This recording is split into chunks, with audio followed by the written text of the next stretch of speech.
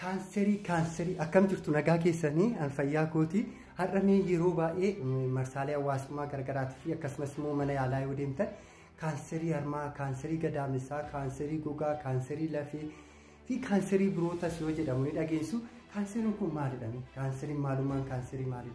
Egaa qaama keenya keessatti wanti beekamuu qabu seeliin fayya qabeessi tokko yoo qaama tokko yoo miidhaan qaama keenyarra ga'e seeliin miidhame sun inni seelii fayyaa qabu sun baay'achuudhaan seelii miidhame san bakka buusa. Inni biraa immoo adeemsa guddinaa keessa jechuudha. Daa'imti tokko akkuma guddachaa deemnu seeliin baay'achuudhaan qaamni keenya akka guddatu taasisaa jechuudha.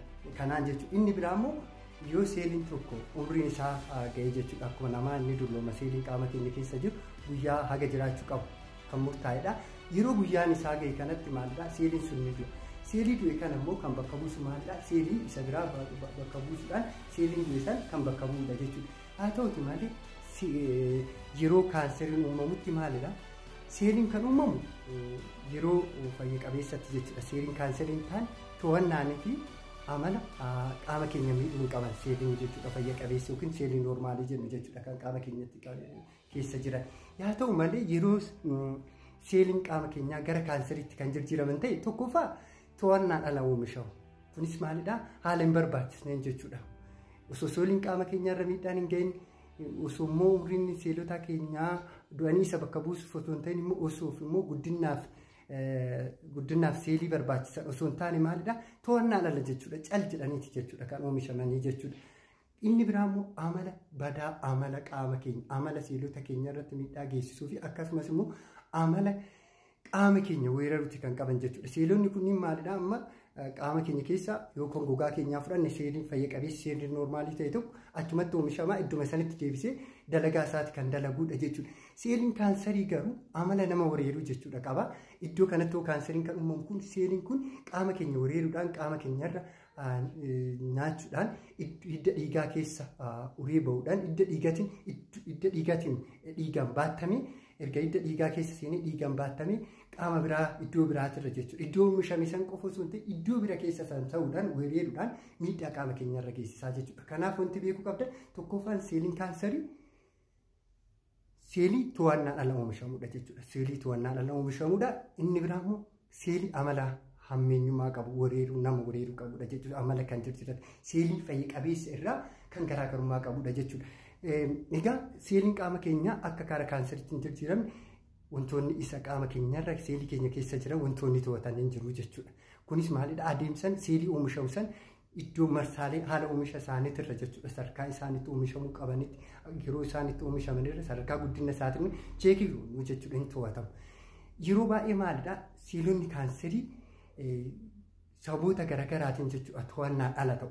Adeemsi kunniin jechuudha. Seeliin qaama keenya keessatti akkaataa hin uumamneen jechuudha. Kunis maalidha? Amma wantoota amma isinitti sababoota kaanseriif nu saaxilan booda taansee ittisnu kun seelonni fayyaa seelonni qaama keenyaa akka gara kaanseriitti akka jijjiiramu wantoonni godhanii jira jechuudha.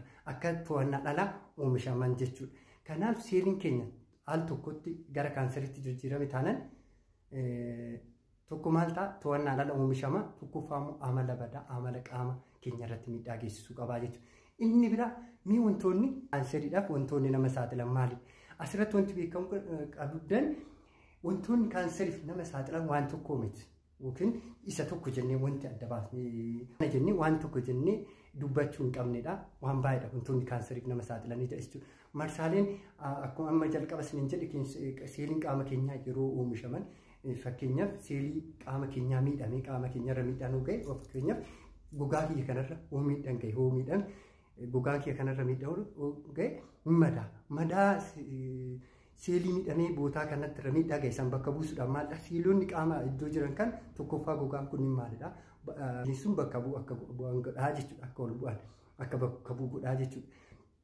Inni biraa immoo seelii umrii fixate umrii isaa jechuudha. Gogaa keenyarra yeroo amma fakkeenya fudhanne akkuma umriin gogaa seelii gogaa kun dabalaa deemuun yoo umrii isaa ga'e hin du'a. Isa kana maalidha? Inni jala jiru sun immoo bakka bu'uudhaan baay'isuudhaan seelii isa du'e san bakka buusaa jechuudha.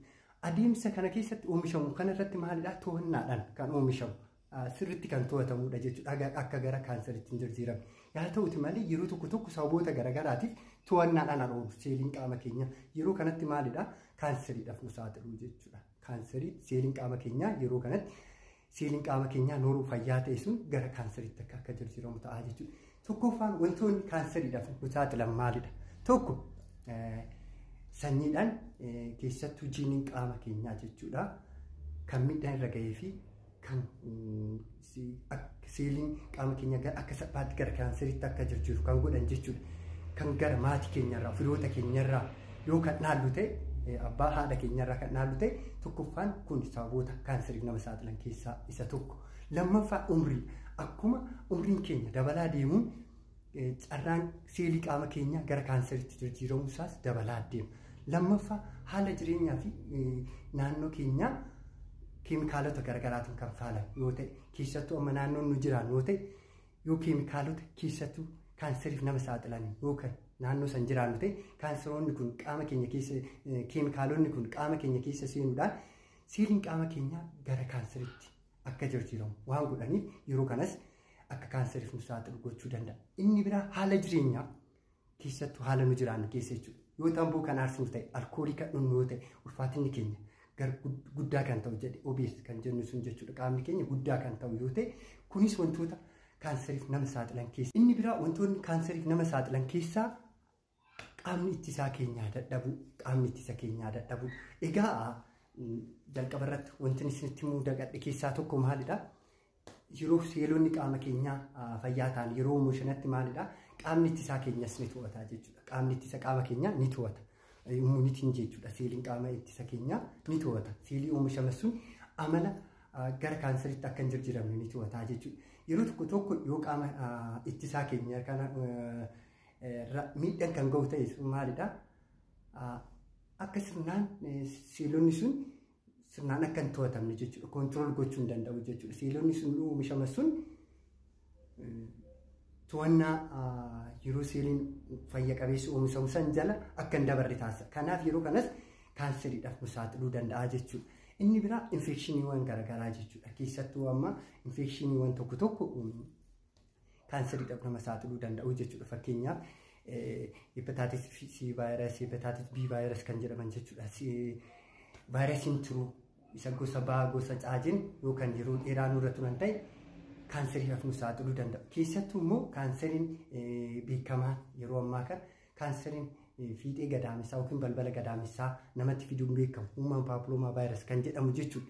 Kunis infekshinii vaayirasii kanaan dhufuun seeliin qaama keenya keessa seenuudhaan jechuudha. Seelii qaama keenya keessa seenuudhaan adeemsa to'annaa qaama keenyaa, qaama ittisaa keenyaa fi akkasumas qaamni seelii keenya keessa adeemsi seeliiwwan itti oomishaman sun to'annaa jala oolan miidhuudhaan interfeer godhuudhaan yookiin jeequudhaan seeliin qaama keenyaa sun gara kaanseriitti akka jijjiiramu godhaa jechuudha. Akka waliigalaa irratti kaanserii wantoota nuuf fidan tokko jedhamanii yookiin kana tokko jennee adda baasuu hin dandeenye wantoonni kunniin walitti dhufuudhaan qaama keenya keessatti seeliin qaama keenyaa seeliin qaama keenyaa gara kaanseriitti akka jijjiiramu waan gochuu danda'uuf yeroo itti aanutti akkamitti keessattuu yeroo nama salgaa dargaggummaarra kan jirru namoonni akkamitti gara fuuldura jireenya keenya keessatti akka kaanserii qaama keenyatti hin uumamneef akka hin saaxilamneef wantoonni gochuu qabu maal akka ta'e ni ilaalla. Akkasitti nagaa naaf tura. Fayyaa